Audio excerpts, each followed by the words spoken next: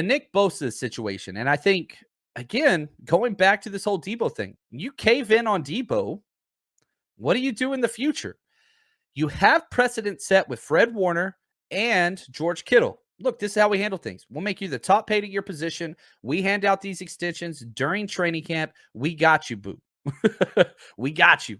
Now, here is John Lynch talking about the Nick Bosa situation, where he's at, and what that extension looks like. The fifth-year option just means in 23, we executed that. We can work on an extension at any time, and we've been in really good communication with Brian Ayrault, Nick's representation, and at the appropriate time, we'll take those next steps.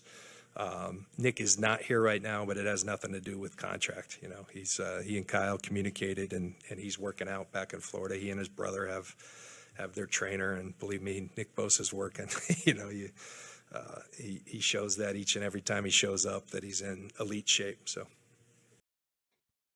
Yeah, you don't have to worry about Nick Bosa. Dude's one of the quietest person. You put him on the press conference and he won't even talk. I don't think you don't let premium pass rushers go across the league unless you're the Raiders, I guess, but they don't make sense most times. So, again, premium pass rushers stay. That's just what it is. And Nick is beyond a premium pass rusher. The dude is as elite gets, and he's only in his third year. He missed that 1 year because of the ACL, but golly, came back with 15.5 sacks. I mean, just incredible. I think he led the NFL in tackles for loss. At least he was up there with like a week left. Like, he's unreal. He's not going anywhere. The 49ers, Debo's not. Why do you spend all these draft picks to cultivate elite talent? And whenever you do that, you keep it. Now, the DeForest Buckner thing, which, again, hopefully somebody's like, oh, what about DeForest Buckner? I don't see it in the chats yet. But anyway, here's the thing with DeForest Buckner. I keep telling people this. They liked Buckner, but what is the entire idea of the 49ers defensive strategy? Strong D-line to stop the run and then get after the pass. DeForest Buckner was maybe the best or second best pass rushing defensive tackle in the league. There's no doubt about that. However, he's always been kind of suspect in the run game. And so they wanted to bolster that so that teams couldn't run against them.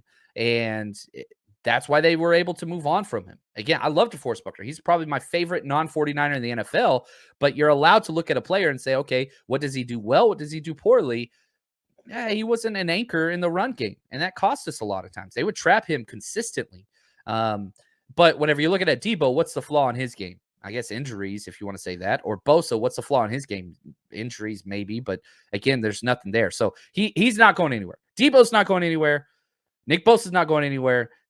They're not going anywhere. So stick with that. And I'm going to keep just pounding the table on that one because they're not going anywhere. There's no way you move on about those. There it is. Oh, I love it. Thank you, Harold. What about Buckner? I appreciate that, man. Thank you so much. Now, a couple of other pieces of news as the press conferences are still kind of rolling. They took like a 25-minute break for some reason, so I wanted to jump on and just touch on some of these things. But Azeez Al-Shaair, he has signed his unrestricted free agent it was restricted free agent tender. So he is under contract now, which is great. So we got Greenlaw, we've got Azeez, we've got Fred Warner for 1 year. And then after that, I think it's going to be pick your poison. You keep one, trade one. Is it possible that one of those guys gets moved this draft cycle? It's possible. I wouldn't do it, but it is possible. If you want an extra 4th or 5th rounder, that could be had by trading Greenlaw or Azeez. But again, why not let them play out their contract and then get a compensation pick the following year? That would probably be a 5th or 6th rounder. So you get your 1 year of play, plus you have all of the protection from injury. That's what I would do personally, but that's just me. Just want to say thanks for watching and supporting the 49ers Rush podcast channel. If you haven't hit subscribe yet, please do so in the middle of the screen now. And here are a few extra videos if you want to check that out for some more 49ers content. Just want to say thank you. And as always, stay strong, faithful.